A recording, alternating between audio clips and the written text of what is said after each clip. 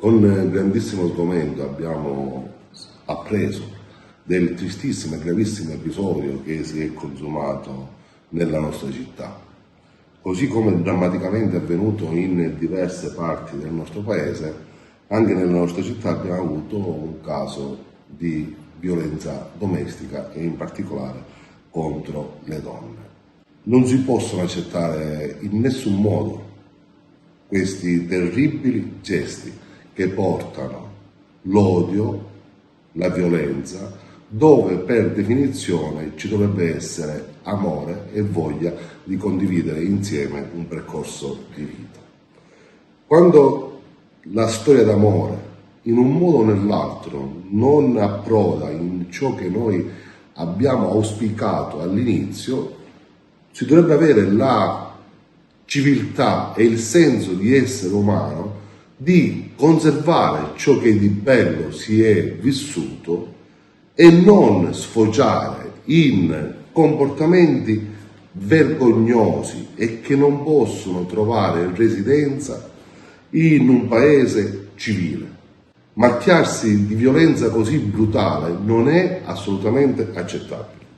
Abbiamo sentito subito il dovere di intervenire, sia come capo dell'amministrazione e quindi rappresentante della città di Palma di Montechiaro in qualità di sindaco, ma anche la presidenza del consiglio comunale nella persona del dottore Scicone, a nome dei consiglieri comunali, ha voluto far sentire insieme al sindaco il forte no a atteggiamenti violenti e inqualificabili. Abbiamo commentato fino a poche ore fa quanto di brutto, drammatico, arrivando fino alla perdita della vita, è accaduto in Italia con la scomparsa cruenta di Giulia. E proprio in occasione dei funerali di Giulia a Palma si è avuto questo ennesimo episodio. La società tutta, dall'amministrazione ai governi regionali, ai governi nazionali, alle scuole, alle famiglie, alle associazioni e organizzazioni del terzo settore, tutti insieme dobbiamo cercare di fare sistema per trasmettere alle nuove generazioni, ma anche a chi è magari già un po' più avanti nel percorso di vita, l'importanza del senso del rispetto dell'essere umano. Risulta altresì fondamentale manifestare la propria solidarietà tutta alla vittima e auguriamo una pronta guarigione immediata e che possa ritornare a una vita normale. Siamo consapevoli però che le cicatrici, oltre ad essere fisiche, saranno delle cicatrici dell'anima e che per guarire avranno bisogno di tutto il supporto. Abbiamo ricordato il 25 di novembre, poche settimane fa, la giornata mondiale contro la violenza sulle donne. La giunta tutta, i consiglieri comunali, il sottoscritto, l'assessore alle pari opportunità, abbiamo organizzato diversi eventi di sensibilizzazione. Quanto accaduto non deve fermarci, anzi deve spingerci affinché tutti insieme si faccia sistema e si continui questa forte campagna di sensibilizzazione.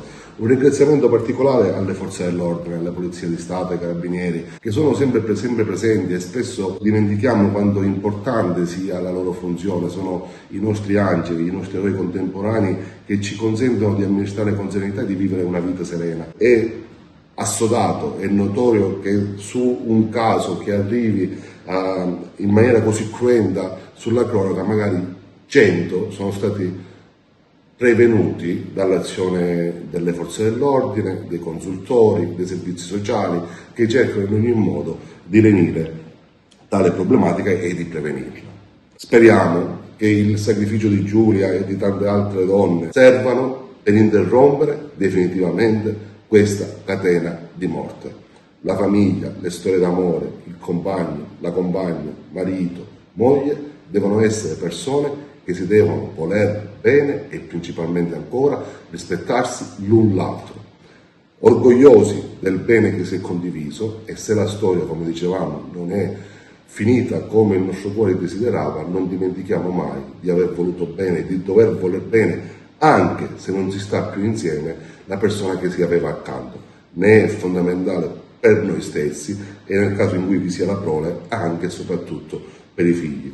Non trasformiamo mai più l'amore in odio, non trasformiamo mai più le carezze in pugnalate, non trasformiamo mai più il bacio in un omicidio. Non è più possibile accettare tutto ciò.